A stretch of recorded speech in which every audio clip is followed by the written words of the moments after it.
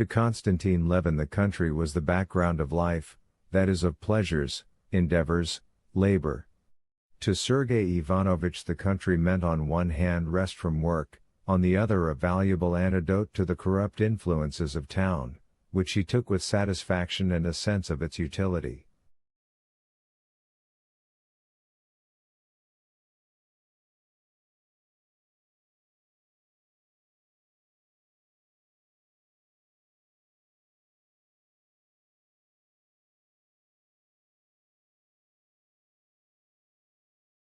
To Konstantin Levin the country was good first because it afforded a field for labor, of the usefulness of which there could be no doubt. To Sergei Ivanovich the country was particularly good, because there it was possible and fitting to do nothing.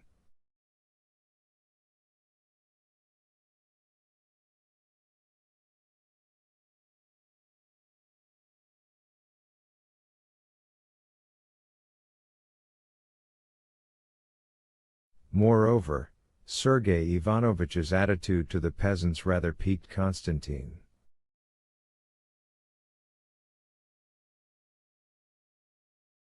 Sergei Ivanovich used to say that he knew and liked the peasantry, and he often talked to the peasants, which he knew how to do without affectation or condescension, and from every such conversation he would deduce general conclusions in favor of the peasantry and in confirmation of his knowing them.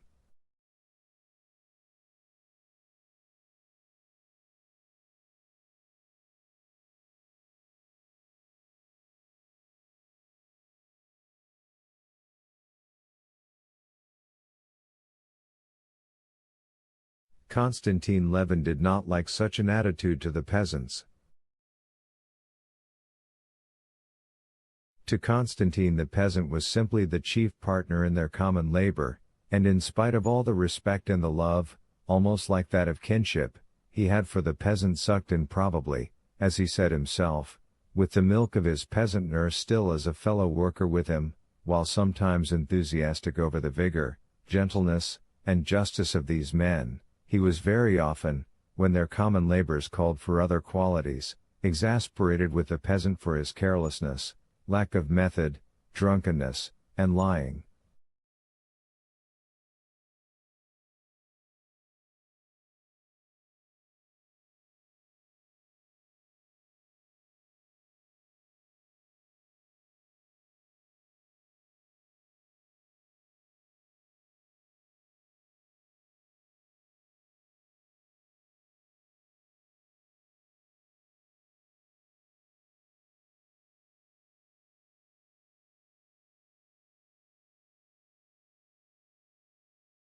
If he had been asked whether he liked or didn't like the peasants, Konstantin Levin would have been absolutely at a loss what to reply.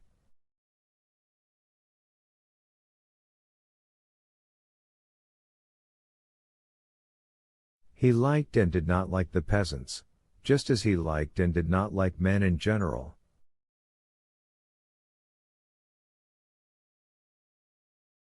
Of course, being a good-hearted man, he liked men rather than he disliked them, and so too with the peasants.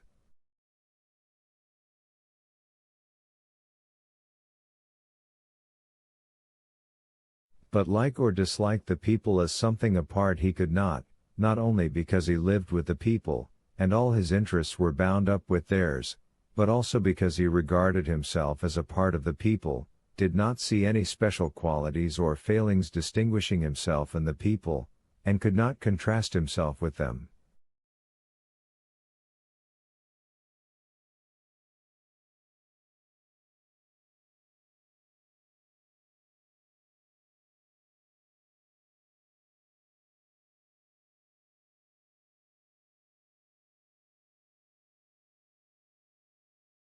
Moreover, although he had lived so long in the closest relations with the peasants, as farmer and arbitrator, and what was more, as adviser, the peasants trusted him, and for 30 miles round they would come to ask his advice. He had no definite views of the people, and would have been as much at a loss to answer the question whether he knew the people as the question whether he liked them.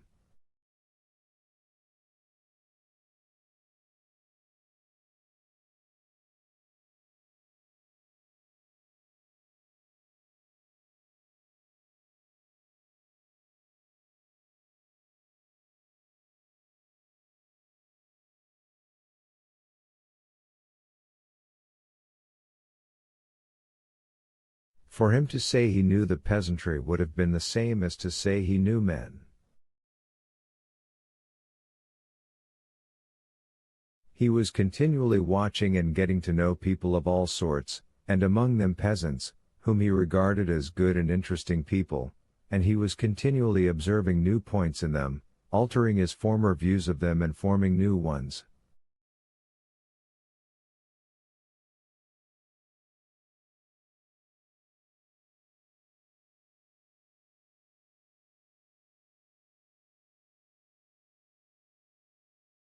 With Sergei Ivanovich it was quite the contrary. Just as he liked and praised a country life in comparison with the life he did not like, so too he liked the peasantry in contradistinction to the class of men he did not like, and so too he knew the peasantry as something distinct from and opposed to men generally.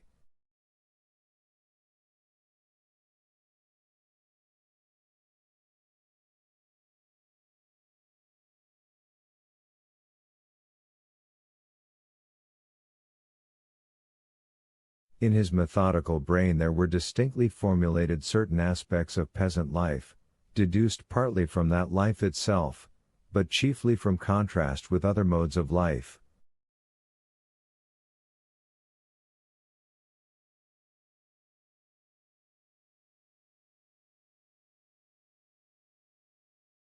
He never changed his opinion of the peasantry and his sympathetic attitude towards them.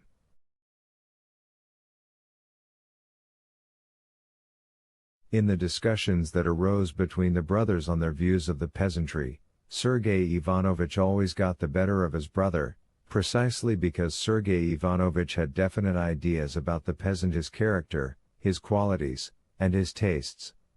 Konstantin Levin had no definite and unalterable idea on the subject, and so in their arguments Konstantin was readily convicted of contradicting himself.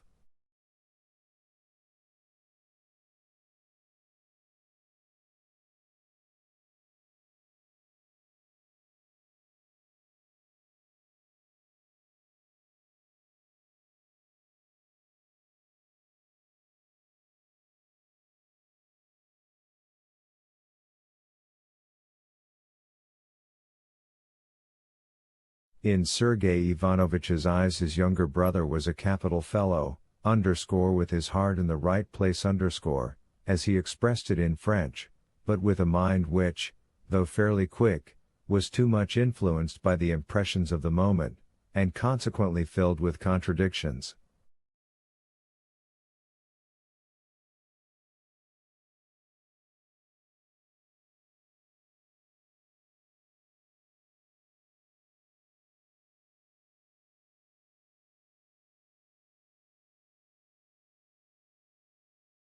With all the condescension of an elder brother he sometimes explained to him the true import of things, but he derived little satisfaction from arguing with him because he got the better of him too easily.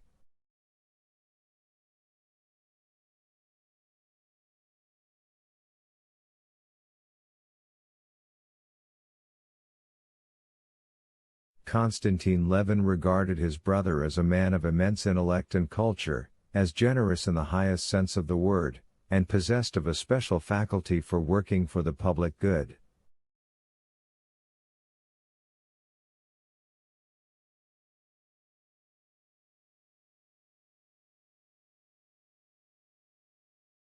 But in the depths of his heart, the older he became, and the more intimately he knew his brother, the more and more frequently the thought struck him that this faculty of working for the public good, of which he felt himself utterly devoid, was possibly not so much a quality as a lack of something, not a lack of good, honest, noble desires and tastes, but a lack of vital force, of what is called heart, of that impulse which drives a man to choose someone out of the innumerable paths of life, and to care only for that one.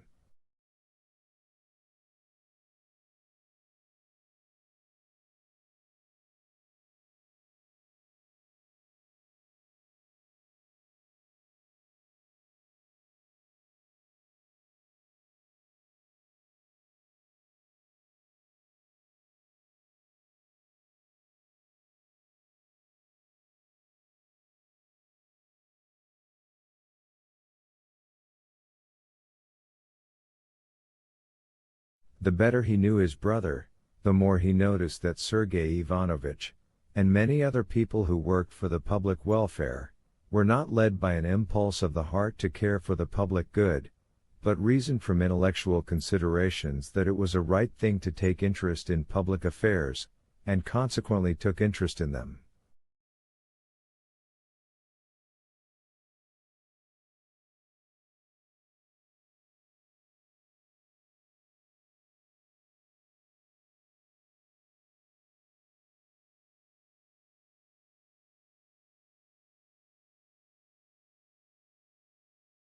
Levin was confirmed in this generalization by observing that his brother did not take questions affecting the public welfare or the question of the immortality of the soul a bit more to heart than he did chess problems, or the ingenious construction of a new machine.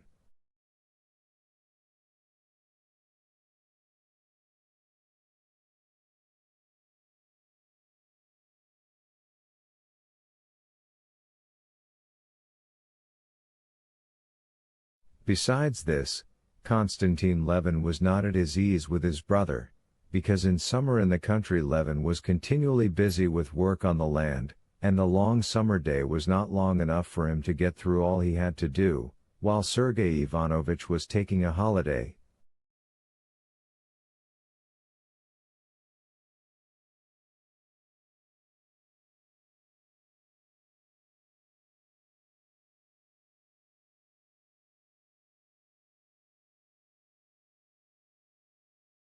But though he was taking a holiday now, that is to say, he was doing no writing, he was so used to intellectual activity that he liked to put into concise and eloquent shape the ideas that occurred to him, and liked to have someone to listen to him.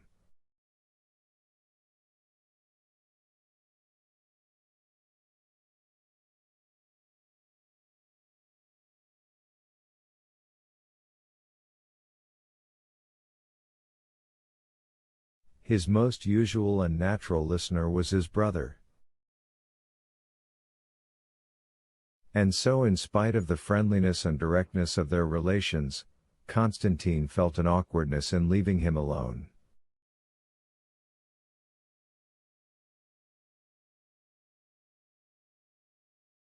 Sergei Ivanovich liked to stretch himself on the grass in the sun, and to lie so, basking and chatting lazily.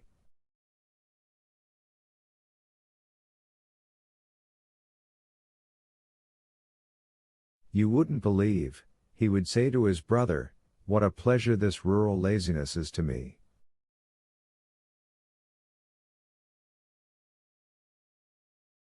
Not an idea in one's brain, as empty as a drum." But Konstantin Levin found it dull sitting and listening to him, especially when he knew that while he was away they would be carting dung onto the fields not plowed ready for it, and heaping it all up anyhow, and would not screw the shares in the plows, but would let them come off and then say that the new plows were a silly invention, and there was nothing like the old Andreevna plow, and so on.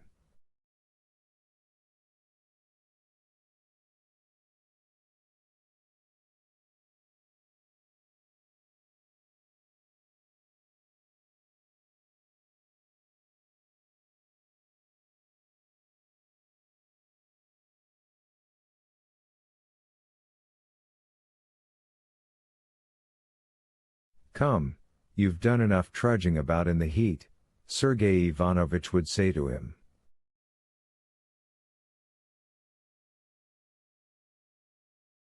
"No, I must just run round to the counting house for a minute," Levin would answer, and he would run off to the fields.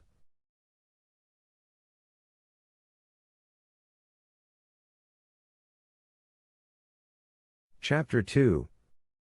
Early in June it happened that Agafia Mihalovna, the old nurse and housekeeper, in carrying to the cellar a jar of mushrooms she had just pickled, slipped, fell, and sprained her wrist.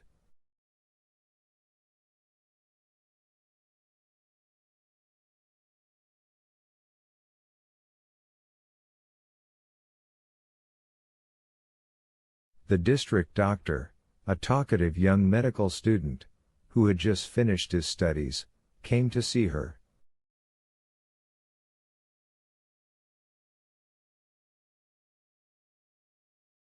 He examined the wrist, said it was not broken, was delighted at a chance of talking to the celebrated Sergei Ivanovich Koznishev, and to show his advanced views of things told him all the scandal of the district, complaining of the poor state into which the district council had fallen.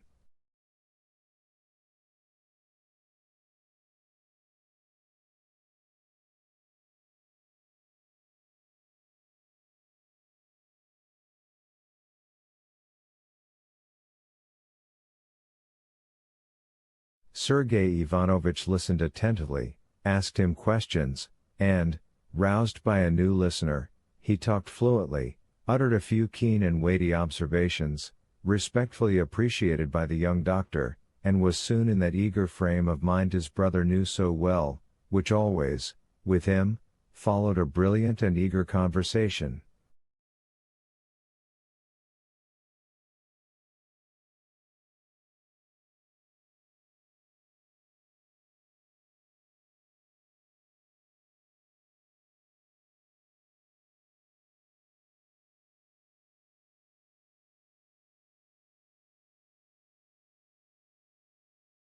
After the departure of the doctor, he wanted to go with a fishing rod to the river.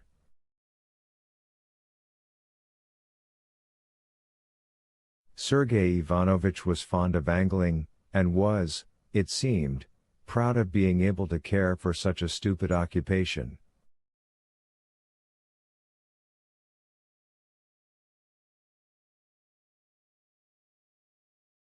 Konstantin Levin, whose presence was needed in the plough land and meadows, had come to take his brother in the trap.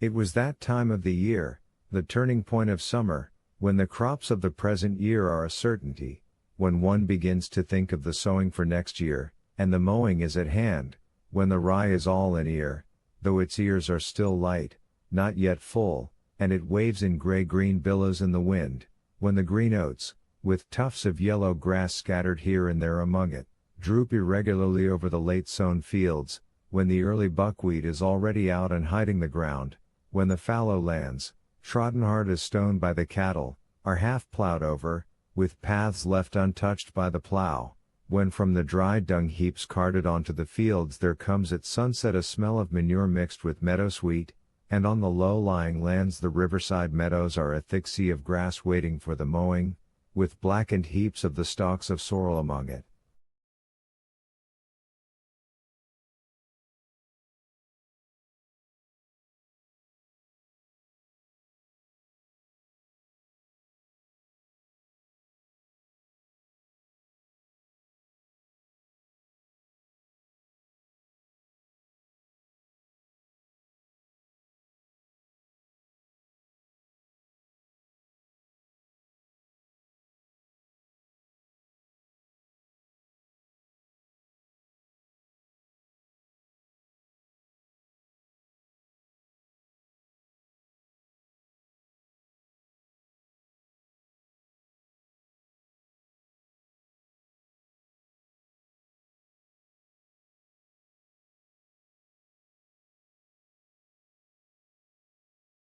It was the time when there comes a brief pause in the toil of the fields before the beginning of the labors of harvest, every year recurring, every year straining every nerve of the peasants.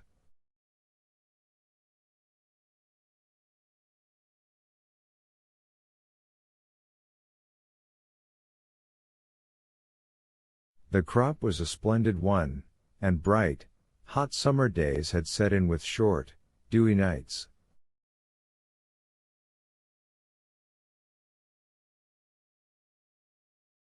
The brothers had to drive through the woods to reach the meadows. Sergei Ivanovich was all the while admiring the beauty of the woods, which were a tangled mass of leaves, pointing out to his brother now an old lime tree on the point of flowering, dark on the shady side, and brightly spotted with yellow stipules, now the young shoots of this year's saplings brilliant with emerald.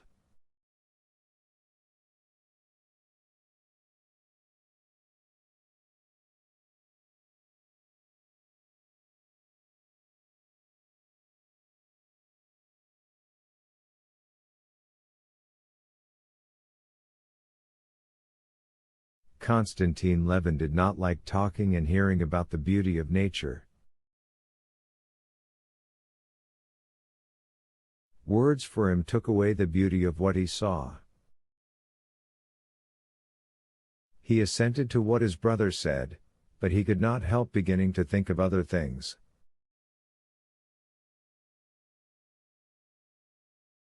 When they came out of the woods, all his attention was engrossed by the view of the fallow land on the upland, in parts yellow with grass, in parts trampled and checkered with furrows, in parts dotted with ridges of dung, and in parts even plowed.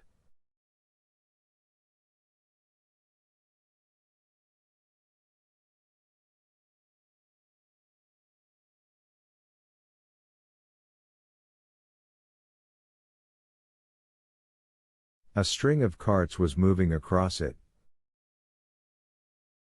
Levin counted the carts, and was pleased that all that were wanted had been brought, and at the sight of the meadows his thoughts passed to the mowing.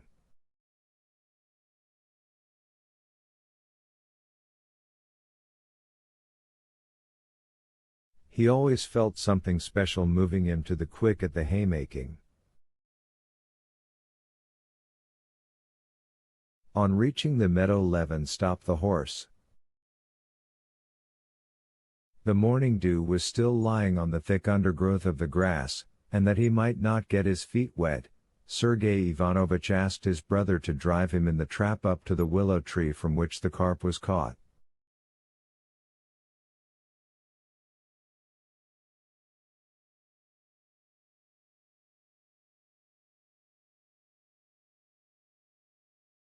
Sorry as Konstantin Levin was to crush down his mowing grass, he drove him into the meadow.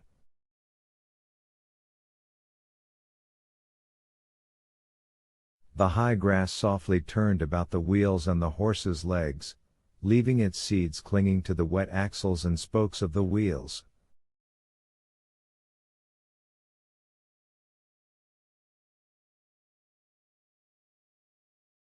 His brother seated himself under a bush, arranging his tackle, while Levin led the horse away, fastened him up, and walked into the vast gray-green sea of grass unstirred by the wind.